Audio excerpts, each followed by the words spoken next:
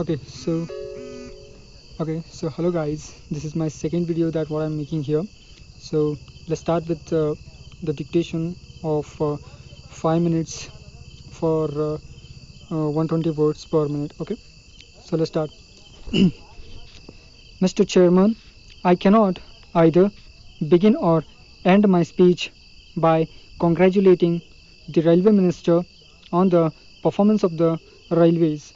I would simply refer to certain questions which require immediate attention. I quite agree with the various honorable members who spoke yesterday and today that there are deficiencies in the working of our railways.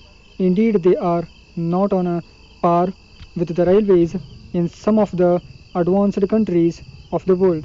But for a country like ours, where the majority of the people are living in awful economic conditions, whether in towns or villages, I do not think that our railways are so bad.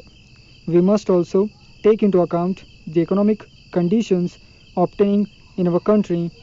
In my opinion, an economically weaker nation cannot expect to have a first class railway system. I have traveled in railways in many other countries and I do not think that our railways are much worse. It is said that there is overcrowding in the railways. It may be largely because railway travel is cheap when compared to other forms of transport. They are competing with buses. It is probably more comfortable for people to stand in a railway train than move about in a bus sitting. In fact, in this country, people travel too much for marriages, sight seeing, and other purposes. Had people been traveling mostly for business purposes, there would have been need for special facilities being given to them.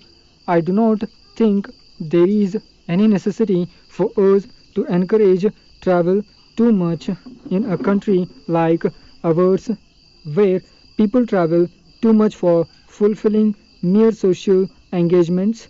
This does not mean that I am opposed to traveling as such. I wish to make it quite clear that I am not here to defend the railway minister at all. What I mean to say is that money is required for more pressing matters, for improving the conditions of the rural areas and for expanding industries rather than for adding to the amenities on the railways. So, many questions have been asked with regard to the frequent accidents that has taken place on our railways.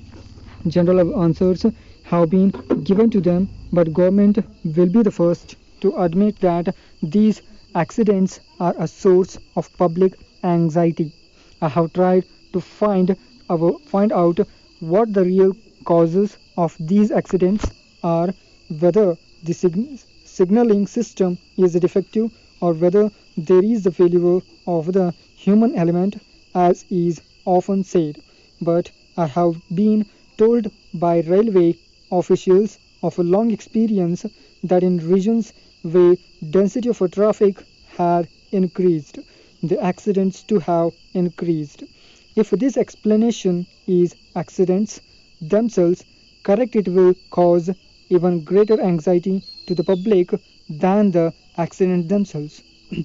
I know that it is claimed by the railways that during the last few years the number of accidents has gone down, but what the railway authorities mean by an accident is not the same as what is meant by the public by this term.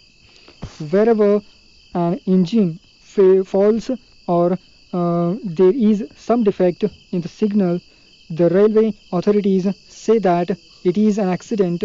The public do not think so. If we are to take it for granted that the numerous increase in passengers traffic in railways is bound to lead to more accidents, well, I am sorry to say that so far as the public are concerned, the future is loaded with anxiety.